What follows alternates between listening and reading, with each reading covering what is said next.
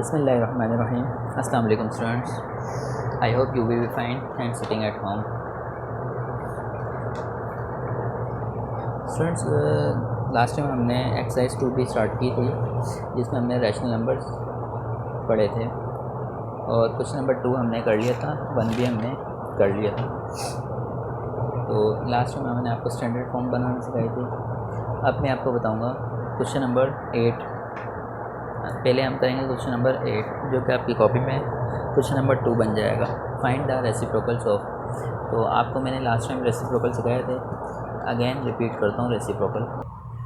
तो स्टूडेंट्स ये आपके पास क्वेश्चन है, फाइंड द रेसिप्रोकल ऑफ। आपको ये रेसिप्रोकल बताने हैं। तो रेसिप्रोकल में हम सिंपल क्या करते हैं, आपके पास जो क्वेश्चन लिखा है वो लिखा, अगर नीचे नंबर्स कुछ नहीं है, जहाँ कुछ ना हो वहाँ 1 होता है, ये बात याद रखना। तो रेसिप्रोकल का सिंपल मतलब होता है कि जो नीचे नंबर लिखा है उसे आप ऊपर लिख दें और जो ऊपर लिखा है उसे नीचे लिख दें, और जो माइनस होता है ये दरमियान में आ जाता है। तो ये आपका आंसर है, इसे हम कहेंगे रेसिप्रोकल। तो इसी तरह आप दरमियान में एक लाइन लगाना, दरमियान में एक लाइन लगाने के बाद क्वेश्चन नंबर 2 सामने कर लेना। आपको क्वेश्चन नंबर 2 लिखा है 1/7। आप इसी तरह सोल्यूशन लिखेंगे और ब्लू पेन से आप आंसर स्टार्ट करेंगे, ब्लू पेन से। तो आप अगेन रिपीट करेंगे एक बार क्वेश्चन। और रेसिप्रोकल क्या होता है, जो नंबर नीचे लिखा है उससे आप ऊपर ले जाते हैं और जो ऊपर होता है उससे आप नीचे ले आते हैं, इसी को कहते हैं रेसिप्रोकल। ये आपका आंसर है। ओके स्टूडेंट्स, इसी तरह ये क्वेश्चन चलते जाएंगे। क्वेश्चन नंबर 3 देखते हैं। क्वेश्चन नंबर 3 आपके पास है -2/9। तो आप सोल्यूशन की हेडिंग लगाएंगे। सोल्यूशन की हेडिंग लगाने के बाद एक बार क्वेश्चन रिपीट करेंगे। -2/9 लिखा आपने। -2/9 लिखने के बाद आप लिखेंगे जो नंबर नीचे है उसे आप ऊपर ले जाएंगे और जो ऊपर है उसे आप नीचे ले आएंगे और माइनस को आप दरम्यान में लगा देंगे। तो ये आपका आंसर हो जाएगा, क्वेश्चन नंबर 4। ओके स्टूडेंट्स, तो ये सिंपल क्वेश्चन है, यानी जो नीचे नंबर लिखा है डिनोमिनेटर में उसको आप न्यूमरेटर में ले जाएंगे और जो न्यूमरेटर में लिखा है उसे आप डिनोमिनेटर में ले जाएंगे। इसी तरह क्वेश्चन नंबर 4 आपके पास है 11/-12। आप सोल्यूशन की हेडिंग लगाएंगे कंप्लीट। उसके बाद आप अगेन क्वेश्चन रिपीट करेंगे 11/-12।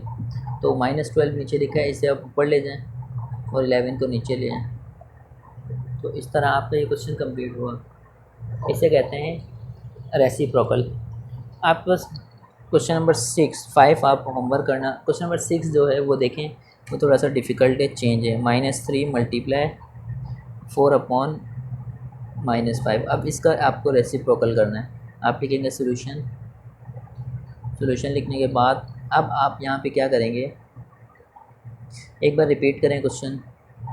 2/-3 × 4/5 माइनस का।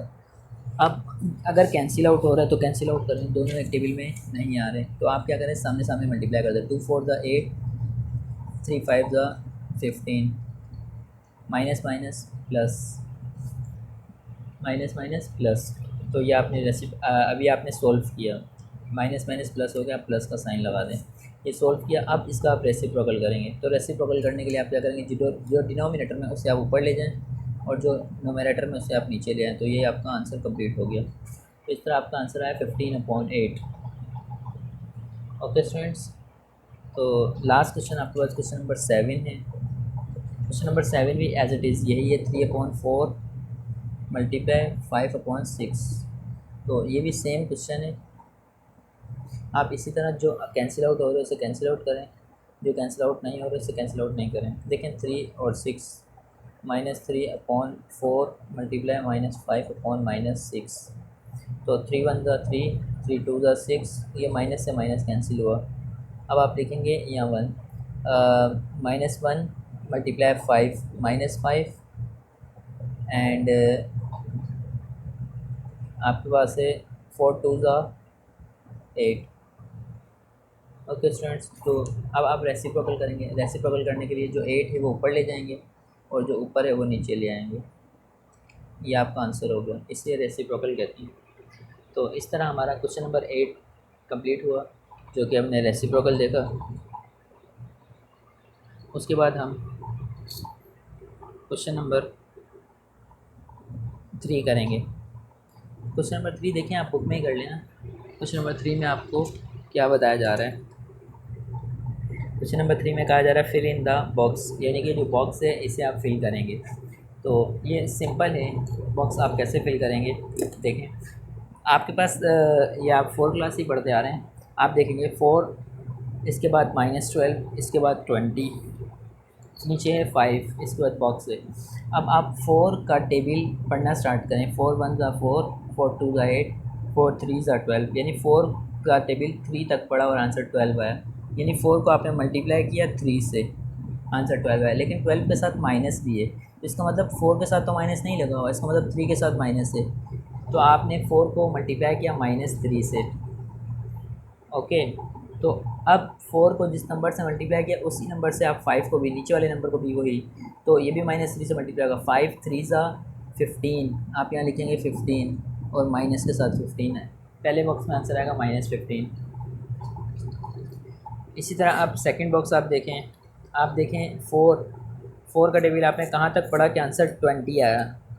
अब आप ये देखेंगे 4 का टेबल कहाँ तक पढ़ा कि आंसर 20 है। आप 4 का टेबल पढ़ना शुरू करें कि 20 जहाँ है वहाँ रुक जाएँ। 4 1 ज़ा 4, 4 2 ज़ा 8, 4 3 ज़ा 6, 4 1 ज़ा 4, 4 2 ज़ा 8, 4 3 ज़ा 12, 4 4 ज़ा 16, 4 5 ज़ा 20, यानी आपने 5 तक पढ़ा तो आपके पास 20 है। इसी तरह अब 5 का टेबल 5 तक पढ़ें तो आपके पास 25 आएगा। ओके स्टूडेंट्स, इसी तरह आप यहाँ देखेंगे 5 का टेबल पढ़ना स्टार्ट करेंगे, कहाँ तक पढ़ेंगे कि 15 आ जाए। तो आपने पढ़ा 5 1 ज़ा 5, 5 2 ज़ा 10, 5 3 ज़ा 15, 3 तक पढ़ा, 15 आया और -5 के साथ लगा था इसलिए ये प्लस का 3 ही है। अब आप 5 का टेबल पढ़ना शुरू करें, कहाँ तक पढ़ेंगे 35 आएगा, वहाँ रुक जाना। तो आपने 5 का टेबल स्टार्ट किया, 5 1 ज़ा 5, 5 2 ज़ा 10, 5 3 ज़ा 15, 5 4 ज़ा 20, 5 5 ज़ा 25, 5 6 ज़ा 30, 5 7 ज़ा 35, तो -5 × 7। अब आप यहाँ भी ऐसे ही करेंगे, 7 को 3 से मल्टीप्लाई करेंगे और आंसर लिखेंगे। तो 7 1 ज़ा 7, 7 2 ज़ा 14, 7 3 ज़ा 21, आप इस बॉक्स में लिखेंगे 21। इसी तरह आपने 5 को 7 तक पढ़ा 35, अब 7 को 7 तक पढ़ेंगे तो आपके पास आंसर आएगा 49। आपने सिंपल उसका जैसे आपके पास हुआ है उस पैटर्न को फॉलो करना है। तो अब आप देखें 3 का टेबल कहाँ तक पढ़ा, 6 आया, 3 1 ज़ा 3, 3 2 ज़ा 6। ओके स्टूडेंट्स, लेकिन यहाँ देखें नीचे तो बॉक्स है, तो अब आप क्या करेंगे, अब आप बैक रूल फॉलो करेंगे। बैक रूल कैसे, यानी कि आपने 6 को 2 से डिवाइड किया, आंसर 3 आया। इसी तरह 16 को भी 2 से डिवाइड करेंगे आप, 6 को 2 से डिवाइड किया, आंसर 3 आया, माइनस का 3 आया, यानी कि -2 से डिवाइड किया। 6 को -2 से डिवाइड किया, आंसर -3 आया। जैसे कि आपने लिखा 6 एंड 2, 2 3 ज़ा 6, तो ये -2 से डिवाइड किया आपने, तो आपके पास आंसर आया -3। इसी तरह अब आप -2 से इसको डिवाइड करें तो आप जब डिवाइड करेंगे तो आंसर आएगा आपके पास +8। ओके स्टूडेंट्स, तो इसके बाद आप देखें 8 16 24, यानी कि 8 का टेबल पढ़ लें और एक बार प्लस, दूसरी बार एक बार माइनस, दूसरी बार प्लस। तो इसी तरह आप ये रूल फॉलो करें, 8 3 ज़ा 24। तो अब आप -3 को 3 से मल्टीप्लाई करें। ओके स्टूडेंट्स, तो इसी तरह आप 3 को जब 3 से मल्टीप्लाई करेंगे तो आपके पास आंसर आएगा -9। 3 3 ज़ा 9 और -9 आ जाएगा। तो अब हम क्वेश्चन नंबर 4 5 6 एंड 7 की तरफ जाएंगे। सबसे पहले क्वेश्चन इन्हें में आपको सबसे पहले मैं आपको इसका हिंट्स दे देता हूँ और इसके मैं कॉन्सेप्ट कवर करवाता हूँ। उसके बाद हम इन क्वेश्चन की तरफ आएंगे। इनके कॉन्सेप्ट कवर करना बहुत इंपॉर्टेंट है और ये बहुत इंपॉर्टेंट क्वेश्चन है। ये आपके पास आगे भी आप जब मैट्रिक में जाएंगे, जब आप NTS का टेस्ट देंगे और जब आप आगे यानी कि जाएंगे तो ये आपके पास ये MCQs के फॉर्म में आएगा। तो ये मोस्ट इंपॉर्टेंट है, आपको अच्छे से कॉन्सेप्ट क्लियर करना है। तो स्टूडेंट्स फ्रैक्शन की बात कर रहे हैं, तो फ्रैक्शन में देखें आप सबसे पहले तो मैं आपको ये बताऊं कि प्लस और माइनस, आपके पास ये दो चीज़ें हैं। तो याद रखना प्लस वाली वैल्यू हमेशा बड़ी होती है माइनस की वैल्यू से, ये बात याद रखना। यानी कि -2/3 एंड 4/2, तो ये वैल्यू बड़ी है, ये वैल्यू छोटी है क्योंकि यहाँ माइनस आ रहा है। तो याद रखना प्लस की वैल्यू हमेशा बड़ी होती है, पहली बात ये याद रखना। ओके स्टूडेंट्स, प्लस की वैल्यू हमेशा बड़ी होती है, ये बात याद रखना। अच्छा, अब फ्रैक्शंस हैं, मान लीजिए कि ये फ्रैक्शंस हैं और इनके दरमियान कंपैरिजन करना है। यानी कि आपको 2 फ्रैक्शंस दे दिए गए, एक 1/2 और सॉरी एक -4/9 और सेकंड दिया गया -5/6। मान लीजिए कि ये दो फ्रैक्शन आपको दे दिए गए। तो अब आपको क्या करना है, आपको इनके दरमियान कंपैरिजन करना है कि इन दोनों में से ग्रेटर वैल्यू कौन सी है, बड़ी वैल्यू कौन सी है। तो उसके लिए आप एक काम करेंगे, आपने 4 क्लास में पढ़ रखा है कि डिनोमिनेटर को सेम कैसे किया जाता है। देखें, आप करेंगे -4/9 इक्वल -4/9 मल्टीप्लाई। इसी तरह आप करेंगे -5/6 इक्वल -5/6 मल्टीप्लाई। तो आपने क्या करना है, जो नीचे यहाँ लिखिए जो 6, ये आप ऊपर और नीचे दोनों न्यूमरेटर और डिनोमिनेटर दोनों पे लिख लेंगे। इसी तरह आप 9 लिखना है, इस 9 को आप नोमिनेटर एंड डिनोमिनेटर दोनों पे लिखेंगे। तो ये बात याद रखना, जो 6 है वो उसकी वैल्यू के पास जाएगी और ये 9 है ये इसकी वैल्यू के पास जाएगी। तो आप इनको मल्टीप्लाई करें, 4 6 24 माइनस का और 9 6 54। इसी तरह इन्हें मल्टीप्लाई करें, 5 9 45 माइनस का एंड 6 9 54। तो हमारा ये मल्टीप्लाई करने का बेसिकली तरीका क्या था, क्यों किया था हमने, वजह क्या थी, 54 हमने डिनोमिनेटर सेम कर लिया। इसमें सिंपल आपको डिनोमिनेटर सेम करना आना चाहिए, ये एक मोस्ट इम्पॉर्टेंट कॉन्सेप्ट है। अगर आपको डिनोमिनेटर सेम करना आ गया, बस यही आपका काम ख़त्म। ओके, सबसे पहले हम डिनोमिनेटर सेम करना सीख लेते हैं, उसके बाद तो 2 मिनट में पता चल जाएगा डिनोमिनेटर और डिनोमिनेटर क्या। लेट्स सी, अगर आपको क्वेश्चन दिया गया है, आपको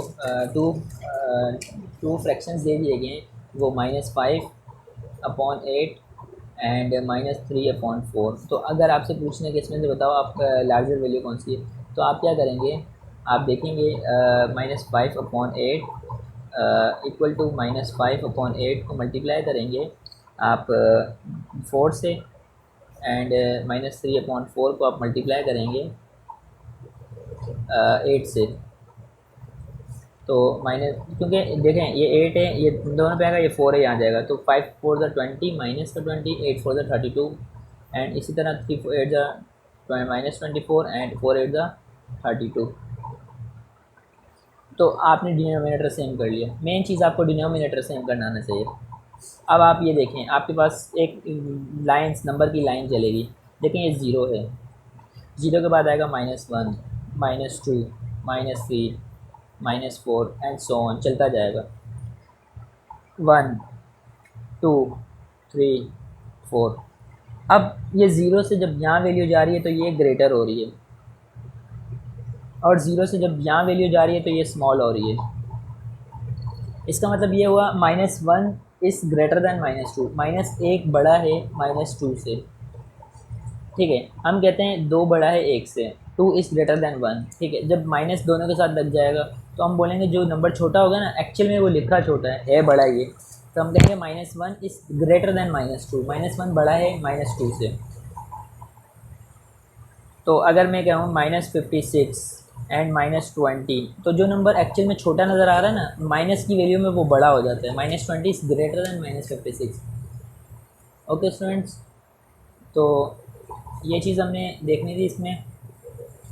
अब हम क्वेश्चन की तरफ चलेंगे, क्वेश्चन नंबर 4 की तरफ चलेंगे। तो स्टूडेंट्स, हम क्वेश्चन नंबर 1 करते हैं। आपने सबसे पहले बाकी कॉपी में क्वेश्चन नंबर 3 ये लिखा जाएगा, उसके बाद क्वेश्चन 1 पार्ट 1 आप लिखेंगे। पार्ट 1 में अब आप यहाँ पे क्या करेंगे, इसमें आपको बताना है कि कौन सा नंबर ग्रेटर है, इसमें पूछा जा रहा है। तो सिंपल माइनस है और ये प्लस है, तो आपके पास जो ग्रेटर नंबर है वो 2/7 है, ये ग्रेटर है। क्योंकि मैंने आपको पहले बता दिया माइनस की वैल्यू हमेशा छोटी होगी प्लस की वैल्यू से, तो प्लस की वैल्यू बड़ी है। इसके बाद पार्ट नंबर 2 है आपके पास 4/9 5/6 सोल्यूशन। आपने सोल्यूशन कंप्लीट लिखना है।